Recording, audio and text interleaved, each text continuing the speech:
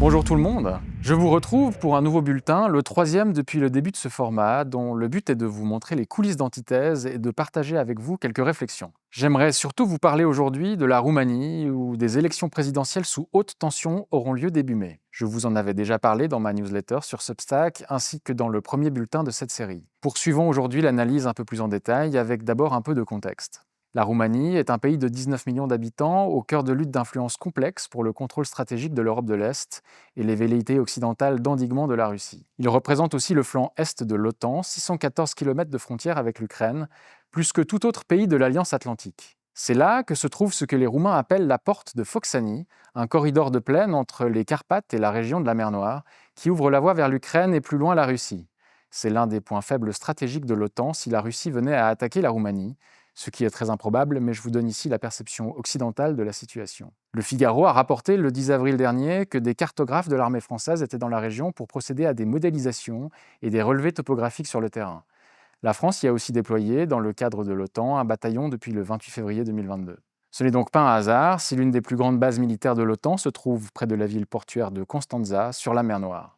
Le projet a récemment suscité des controverses en raison de la participation aux travaux d'agrandissement d'une entreprise liée à l'oligarque russe Oleg Deripaska, qui détient une part significative de l'entreprise autrichienne Strabag, l'un des principaux contractants du chantier.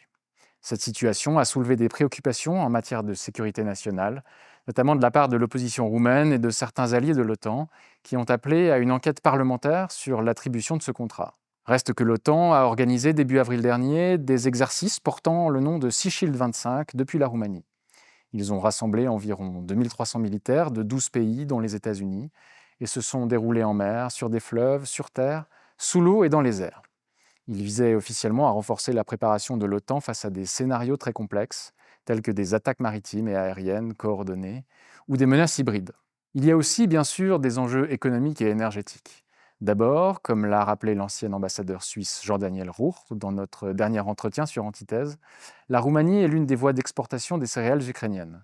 La Roumanie, pour moi, on peut vraiment regarder la situation en Roumanie à travers le prisme de la relation Europe, Russie, Ukraine. La Roumanie, est, contrairement à la Serbie, est vraiment un pion extrêmement important dans le dispositif occidental vis-à-vis de la Russie. Alors, on a parlé de la base de Constanța, évidemment, mais il y a un autre élément qui est important, c'est que c'est une des voies aussi d'exportation des céréales ukrainiennes. Et là encore, il est question de Constanța, puisque son port reste le principal corridor pour les exportations de céréales ukrainiennes depuis le début de la guerre en 2022, ainsi que la principale voie d'importation de carburant.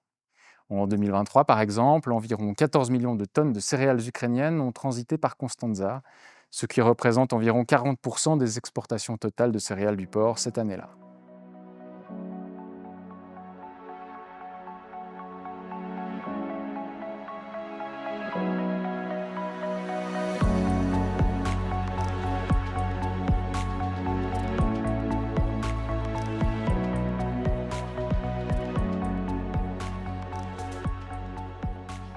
La Roumanie se profile également comme l'un des principaux producteurs européens de gaz naturel, ce qui a son importance depuis le sabotage des gazoducs Nord Stream. Du gaz naturel a en effet été découvert au large des côtes roumaines. Le gisement, baptisé Neptune Deep, est situé à des profondeurs allant de 100 à 1700 mètres.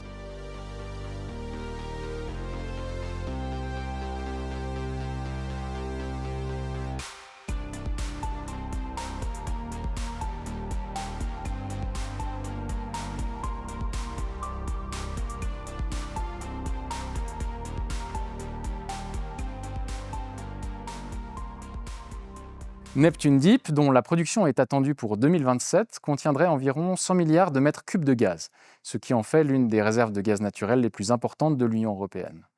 Une fois le gisement opérationnel, la Roumanie deviendra le premier producteur de gaz de l'UE et pour la première fois un exportateur net de ce gaz. Il est possible cependant que la Russie s'oppose d'une manière ou d'une autre à cette extraction. Depuis la récupération de la Crimée en 2014, la zone économique exclusive de la Roumanie, cette bande de mer où un État dispose de la souveraineté sur l'extraction des ressources, est désormais contiguë à celle de la Russie. Moscou lorgnerait aussi, selon certains médias russes, sur le port de Constanța qui pourrait être inclus dans les négociations avec les États-Unis autour de l'Ukraine. Tous ces enjeux sont en arrière-fond de l'élection présidentielle à venir. J'ai échangé récemment avec un poète roumain connu et bien au fait des dynamiques de son pays. Il m'expliquait sans embâche que la Roumanie a été, entre 2004 et 2024, livrée aux États-Unis. En d'autres termes, c'est à Washington que se prenaient les grandes orientations stratégiques du pays, tandis que le pouvoir local est entre les mains de clans issus des structures et réseaux de la période soviétique, en particulier la fameuse Securitate, le département de sécurité de l'État. Il se distribuait jusqu'à présent les postes importants en incarnant une forme de kleptocratie. Ce sont ces réseaux de pouvoir que souhaite démanteler Călin Georgescu avec le soutien de la population, qui en a véritablement marre de la corruption et aspire à la démocratie. Issu lui-même du système, passé par l'Angleterre et le Club de Rome, Georgescu n'est pas vraiment pro-russe. Il est plutôt sur une ligne souverainiste, proche de celle de Fico en Slovaquie ou d'Orban en Hongrie. Son erreur a peut-être été, après le premier tour, de trop ouvertement s'aligner sur les positions de Trump contre l'Union européenne. De fait, c'est très probablement cette dernière qui est intervenue en sous-main, avec l'aide et le soutien des réseaux de pouvoir roumains, pour annuler les élections début décembre dernier et rendre Georgescu inéligible cette année. Il y a une semaine, un juge roumain a d'ailleurs estimé que l'annulation des élections n'était pas fondée. Mais le système tiendra bon et celles des 4 et 18 mai seront maintenues. À la place de Georgescu, un candidat jeune de l'Alliance pour l'unité des Roumains, George Simion, fait figure de favori. Âgé de 38 ans, il a le vent en poupe dans les sondages. Il devance les autres candidats, dont le représentant des partis au pouvoir, Crin Antonescu. Contrairement à Georgescu, cependant, Simion a dit ouvertement que la Russie était une menace pour la Roumanie. Cela n'empêche pas la presse de le présenter comme le candidat du Kremlin, ce qui ressemble plus à de la propagande qu'à la réalité. Simion est au contraire favorable au maintien des troupes américaines sur le sol roumain.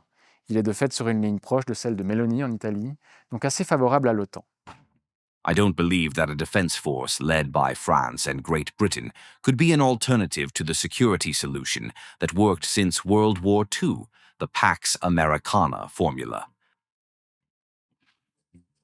In a shocking twist, Simeon calls for a complete overhaul of Romania's national defense, insisting that every NATO member must step up its own defense spending, essentially calling for self-reliance over dependency.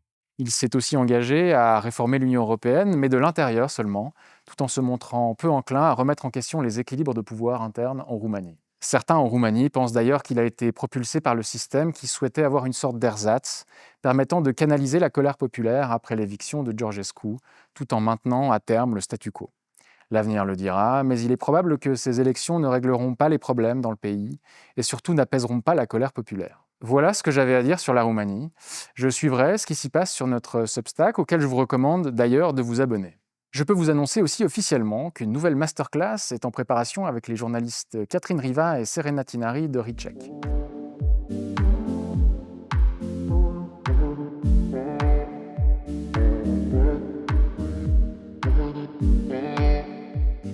Elle a pour ambition de vous donner des connaissances et des outils pratiques afin de repérer les supercheries dans le domaine de la santé.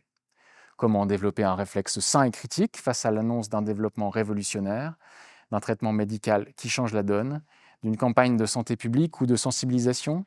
C'est autant de questions auxquelles cette masterclass répondra. Vous avez effectivement des cancers qu'on ne guérit pas.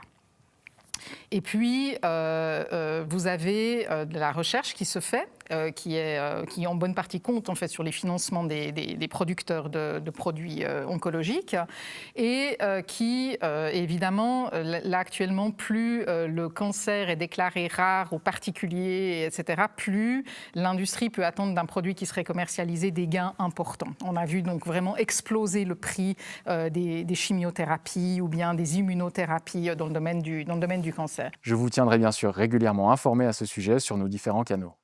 Voilà, c'est tout pour aujourd'hui. À bientôt pour un nouveau bulletin et en attendant, prenez soin de vous, de votre famille et de vos proches.